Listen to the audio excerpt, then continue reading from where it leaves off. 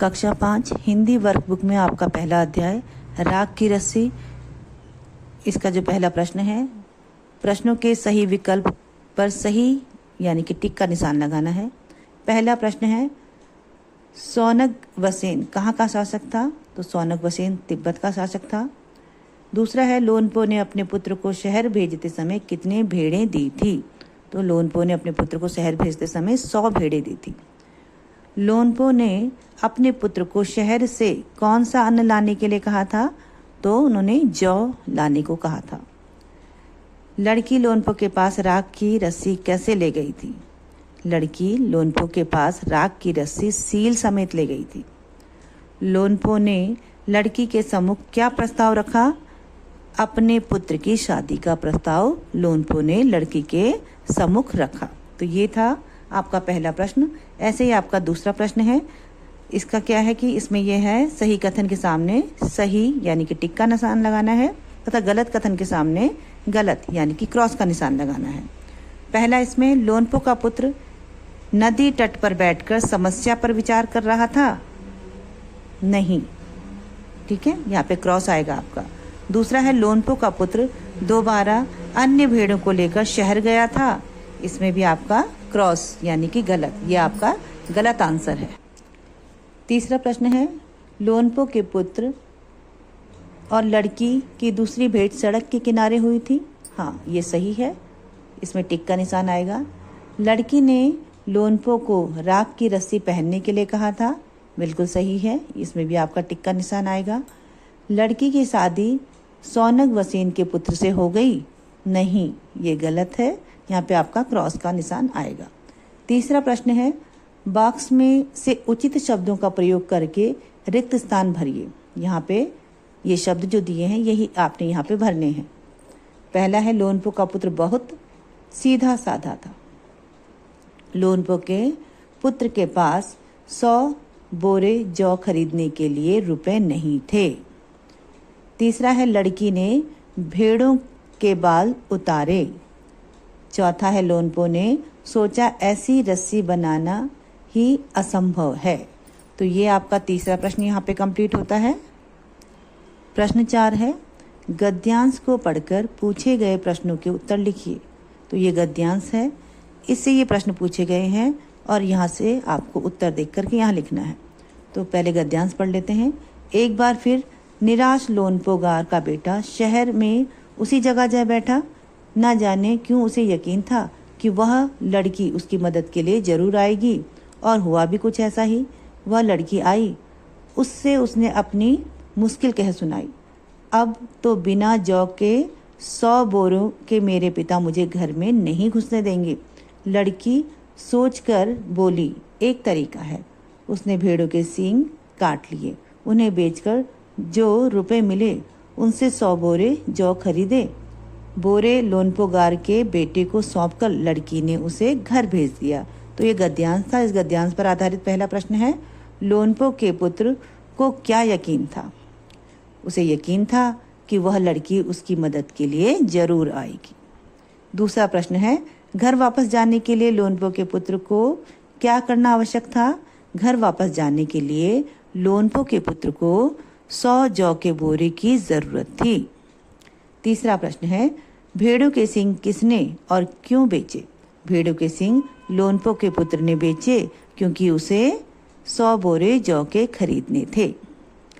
लड़की ने किसे क्या सौंपकर विदा किया? लड़की जौ के बोरे लोनपो के पुत्र को सौंपकर उसे विदा किया। लड़की ने जौ के बोरे लोनपो के पुत्र को सौंपकर उसे विदा किया। तो ये था आपका प्रश्न नंबर 4। अब है आपका अति लघु उत्तरीय प्रश्न। अति लघु उत्तरीय प्रश्न मतलब सबसे कम शब्दों में लिखने वाले उत्तर। तो लोनपो ने 100 जौ के बोरे को लेने के लिए अपने बेटे को कहाँ के लिए रवाना किया? तो उन्होंने शहर भेजा अपने बेटे को, यानी कि लिए लिखना है आपको, शहर के लिए रवाना किया। लोनपो के पुत्र को किसे मारने या बेचने की आज्ञा नहीं थी? भेड़ों को मारने या उन्हें बेचने की आज्ञा नहीं थी। भेड़ों के बाल बेचना किसे पसंद नहीं आया? लोनपो गार्ग को पसंद नहीं आया। तो ये था आपका अति लघु उत्तरीय। अब है हमारे लघु उत्तरीय प्रश्न। पहला प्रश्न है, लोनपो कौन थे, वह क्यों प्रसिद्ध थे? तो लोनपो गार सोनग वसीन गांव के मंत्री थे।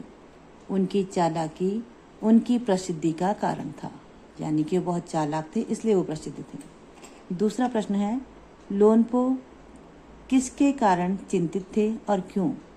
लोनपो की चिंता का कारण उनका पुत्र था, क्योंकि वह बहुत भोला था। तीसरा प्रश्न है, दूसरी बार शहर जाने पर लोनपो के पुत्र ने बैठने के लिए पुरानी जगह को ही क्यों चुना? तो इसका उत्तर है, लोनपो के पुत्र ने वह जगह इसलिए चुनी ताकि वह लड़की दोबारा उसे मिल जाए। चौथा प्रश्न है, पहली बार जौ के 100 बोरे लाए देखकर लोनपोगार ने क्या किया? लोनपोगार को पता चल गया था कि यह कार्य उसके बेटे का नहीं है, तो लोनपो ने अपने बेटे को दोबारा शहर भेज दिया। तो ये था आपका लघु उत्तरीय प्रश्न। अब है हमारे दीर्घ उत्तरीय प्रश्न। इसमें पहला प्रश्न है, पहली बार शहर जाकर लोनपो का पुत्र क्यों दुखी था तथा उसकी मदद किसने की? आंसर है इसका, पहली बार शहर जाकर लोनपो का पुत्र दुखी था क्योंकि उसे पैसे कमाना नहीं आता था। उसकी मदद एक समझदार लड़की ने की। इसमें दूसरा प्रश्न है आपका, लड़की ने लोनपो के पुत्र की मदद के लिए भेड़ों को किस प्रकार सहायक बनाया? तो इसका उत्तर है, लड़की ने भेड़ों के सारे बाल काटकर बेच दिए और सारे पैसे लोनपो के पुत्र को देकर उसे घर भेज दिया। आगे है दीर्घ उत्तरीय प्रश्नों में तीसरा प्रश्न है हमारा, लड़की ने राख की रस्सी कैसे तैयार की, फिर उसका क्या किया? उत्तर है, लड़की ने एक पत्थर पर रस्सी लपेटकर उसे जला दिया और फिर लोनपोगार को दे दिया। तो ये हो गया आपके दीर्घ उत्तरीय प्रश्न। अब आपका है भाषा आधारित प्रश्न। इसमें है, सही शब्द चुनकर लिखिए। यहाँ पे 2 शब्द दिए हैं, जो सही वर्तनी है वो हमें चुन करके लिखनी है। तो यहाँ पे 32वां ये वाला सही है, और चालाकी, ऐसे ही आपका बाजार, और इसमें आपका गवाना। ठीक है, ये सही है। दूसरा प्रश्न है, किसी प्राणी, वस्तु, स्थान अथवा भाव के नाम को संज्ञा कहते हैं। संज्ञा के मुख्य 3 भेद हैं, जातिवाचक, व्यक्तिवाचक एवं भाववाचक। दिए गए शब्दों को संज्ञा भेद के आधार पर छांट कर लिखिए। यानी कि इनमें से आपको जो ये बॉक्स में शब्द दिए गए हैं, उनको जो व्यक्तिवाचक संज्ञा के शब्द हैं वो यहाँ आएंगे, जो जातिवाचक के हैं वो यहाँ आएंगे, और जो भाववाचक के हैं वो यहाँ आएंगे। ऐसे हमने यहाँ पे ढूंढ के लिखे हैं। व्यक्तिवाचक तिब्बत, सोनग वसेन, लोनपो। जातिवाचक शहर, घर, लड़की। भाववाचक मदद, हाजिर जवाबी और यकीन। अब आपके पास तीसरा जो प्रश्न है वो है, दिए गए शब्दों के विलोम शब्द लिखने हैं। तो निराश का विलोम होगा खुश, दुखी का सुखी, आकार का विकार, मुश्किल का आसान, पसंद का नापसंद, चैन का बेचैन। इसके बाद है आपका पाठ के आसपास, यानी कि जो पाठ है उससे मिलते जुलते कुछ प्रश्न। पहला है, जौ एक अनाज है जिसका उपयोग खाद्य पदार्थ के रूप में किया जाता है। ऐसे ही 6 अनाजों के नाम आपने लिखने हैं। तो हमने इसमें लिखा है मक्का, गेहूं, बाजरा, ज्वार, जौ, धान। तो आप भी इसको अपनी बुक में लिखें। ऐसा ही आपका इसमें दूसरा प्रश्न है, निम्न पर विचार कीजिए और लिखिए, क्या होता यदि लोनपोगार के बेटे की मुलाकात शहर में लड़की से ना हुई होती? तो यहाँ पे एक अपने विवेक के अनुसार आपको इसको लिखना है। इसका हमने लिखा है, तो वह खाली हाथ लौट आता। आप अपने विवेक अनुसार इसे लिखेंगे।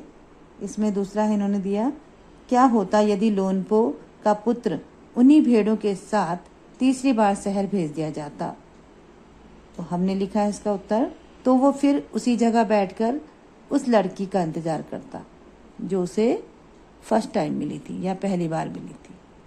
तो ये है आपका राग की रस्सी पाठ पर आधारित प्रश्न।